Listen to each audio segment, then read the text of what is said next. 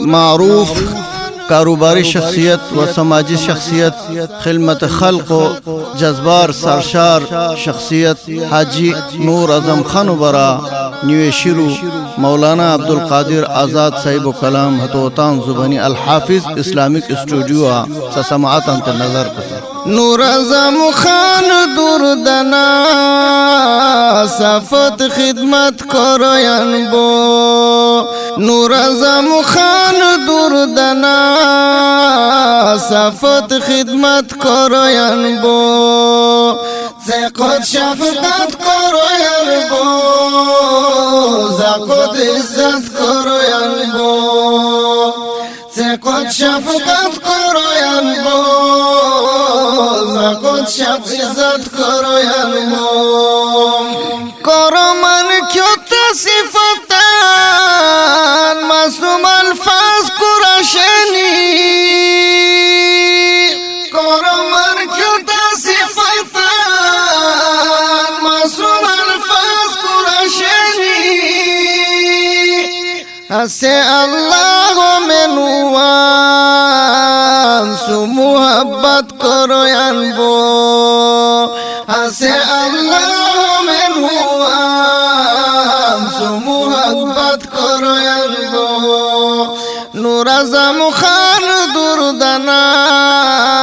صفت خدمت کرو انبو زقت شفقت کرو انبو زقت عزت کرو انبو اسور بس بمهمن نواز الله عمر قرار دراز اسور بس بمهمن نواز الله عمر قرار دراز بس کفالت کرو انبو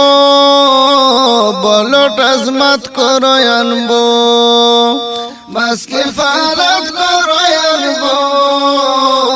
بلوٹ الفت کرو انبو نور اعظم خان دور دنا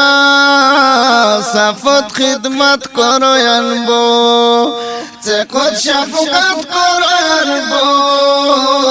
زقت عزت کرو انبو اللہ لویت و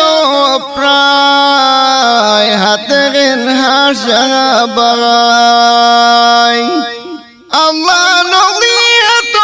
پرای حت غنها شغبای خدمت و غنانا حسے لوٹی عبادت کرو انبو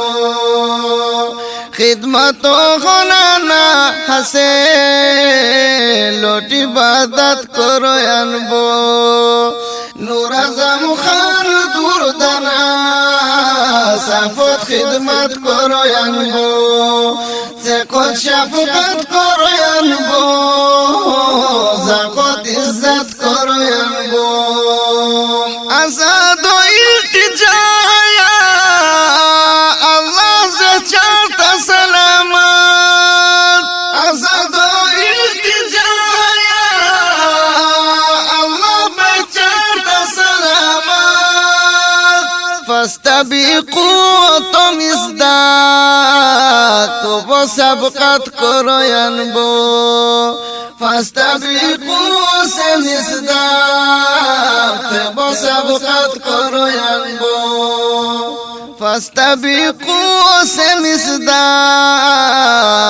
وہ سبقت کرو انبو نور اعظم خان دور دنا صفت خدمت کرو انبو زقت شفقت کرو انبو زقت عزت کرو انبو